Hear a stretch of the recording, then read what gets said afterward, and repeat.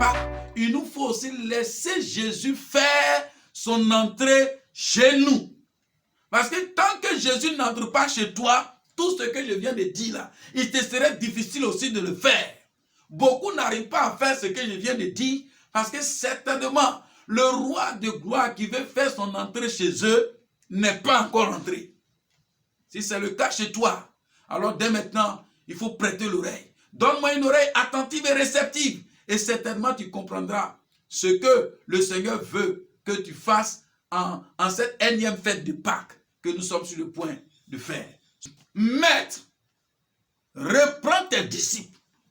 Reprends tes disciples. Reprends-les. Mais Jésus dit, je vous le dis, s'ils se taisent, les pierres crieront.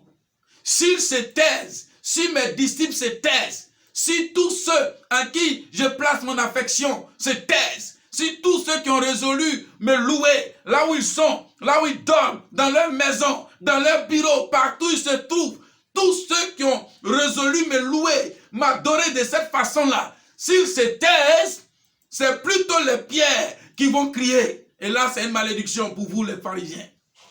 C'est une malédiction pour vous les pharisiens.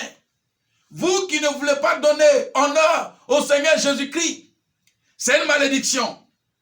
Quand le Seigneur vous dit ça, s'il laisse crier les pierres, c'est une malédiction pour vous.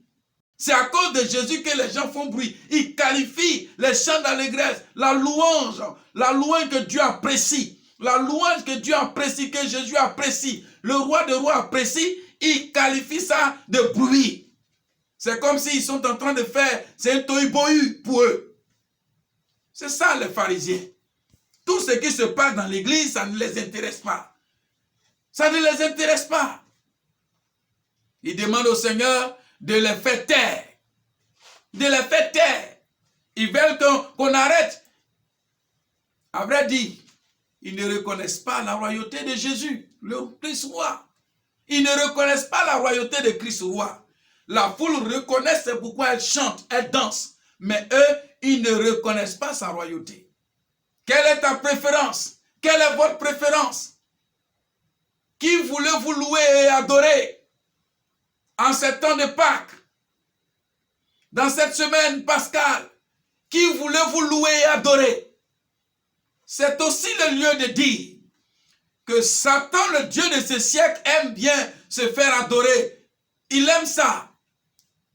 Mais vous, pour qui voulez-vous danser, mes bien-aimés frères et sœurs?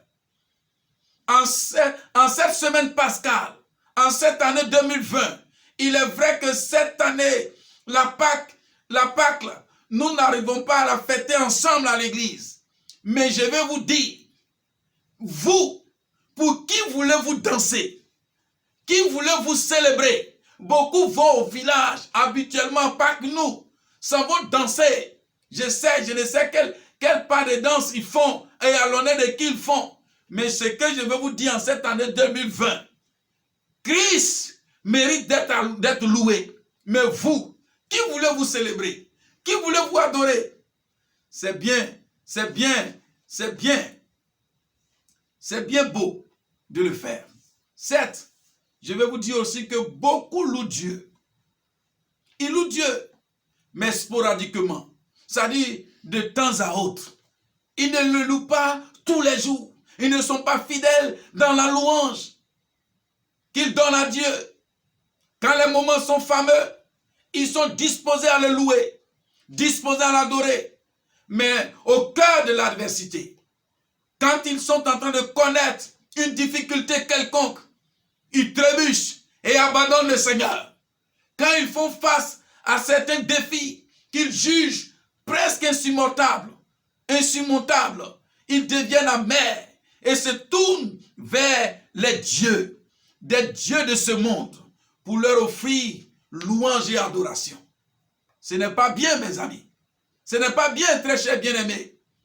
Vous tous qui êtes dans vos maisons, qui pouvez entendre cette voix, je vous dis que ce n'est pas bien d'agir de la sorte. C'est-à-dire, servir le Seigneur quand vous vous sentez bien. Mais quand le moment devient un moment difficile comme nous sommes en train de vivre présentement, il se trouve que beaucoup l'abandonnent.